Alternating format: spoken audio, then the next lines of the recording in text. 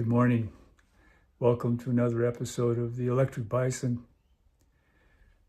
This week I finished an article that I wrote and submitted about a woman who was defending her people and her way of life. I didn't talk much about the way of life, but you could hear some of the music that portrays that in the playlist that's associated with this episode. It's the Brave Woman playlist. But it was quite an effort on my part to sort out what happened with her. She became famous early in life by rescuing her brother Comes in Sight at the battle that was on the Rosebud Creek against Brigadier General Crook's troops coming up from the south. And she was riding with Crazy Horse and with young Two Moons. And she ran out in front of gunfire on her horse, and she rescued her brother, who was certain to die after his horse was shot out from under him. So the Northern Cheyenne always called that battle the battle where the girl saved her brother. And then they changed her name after that because of the extreme valor that she demonstrated. They changed her name to Brave Woman from Buffalo Calf, Road Woman.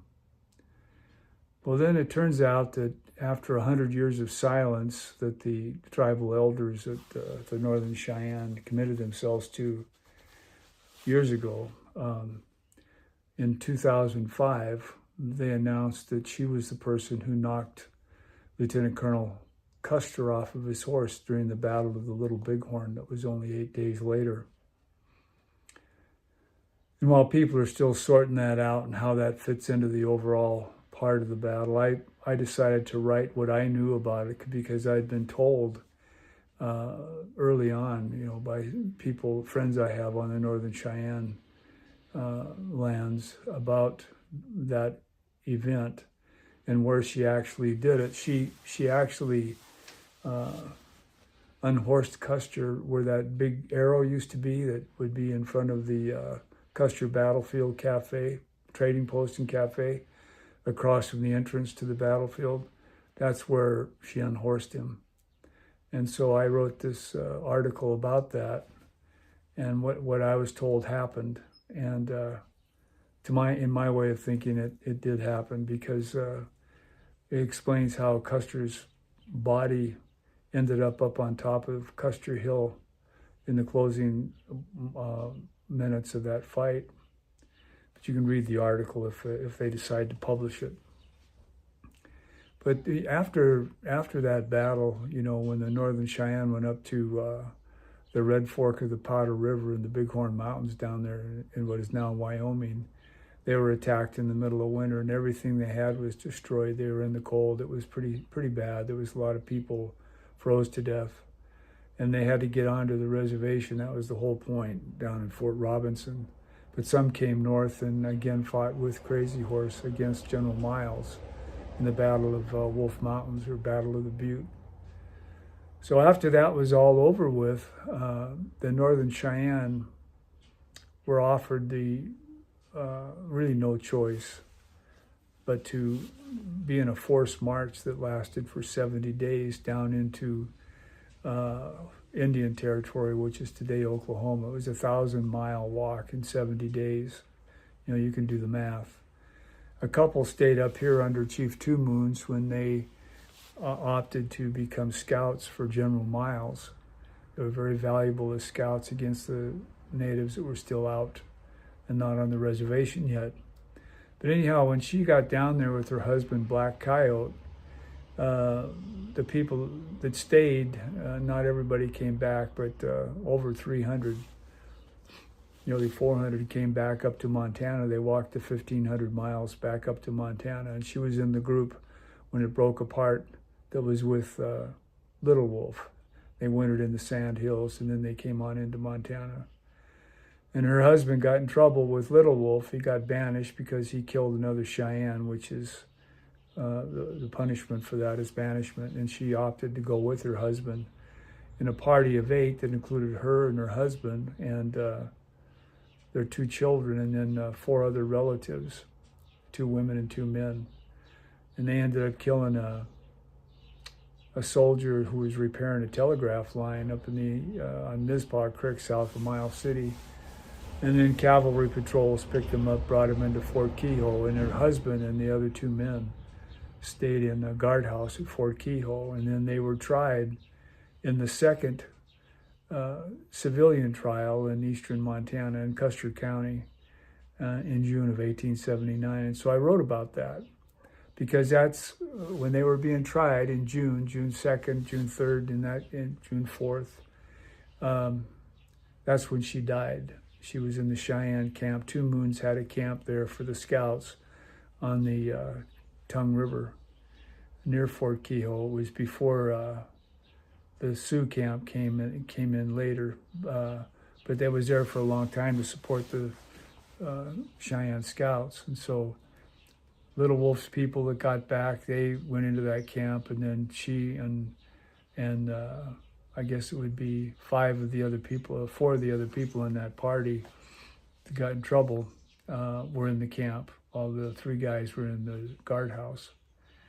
And then they were tried in the new Custer County courthouse. They were kept in the jail. And then suddenly, even though they were found guilty of first-degree murder of the soldier, but even though they were not scheduled to hang for another month, they died 2 days later, supposedly all 3 of them from suicide. So I wrote about that.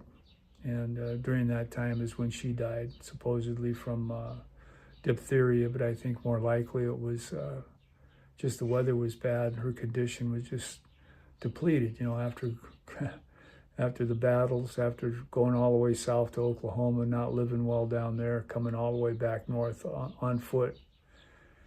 And so I titled the story Brave Woman, because it was about a person who gave everything she had for the life that she thought was important. And again, it's more about lifestyle. They were defending something they thought was very, very important. But as I finished that, it became real obvious to me that we have really mistreated our Native American neighbors. We took their land, killed bunches of them and their children.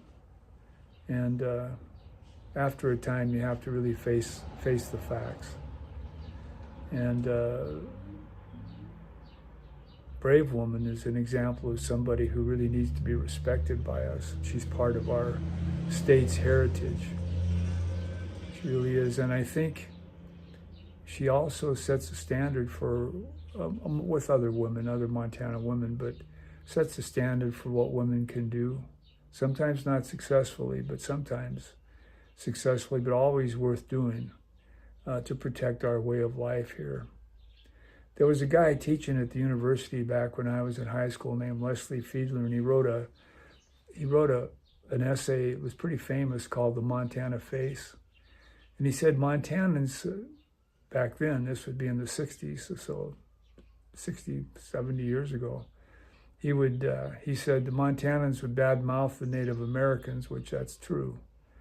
Hopefully not anymore, but then it was true. But down deep, Montanans are worried that the same thing is going to happen to them that happened to the Native Americans.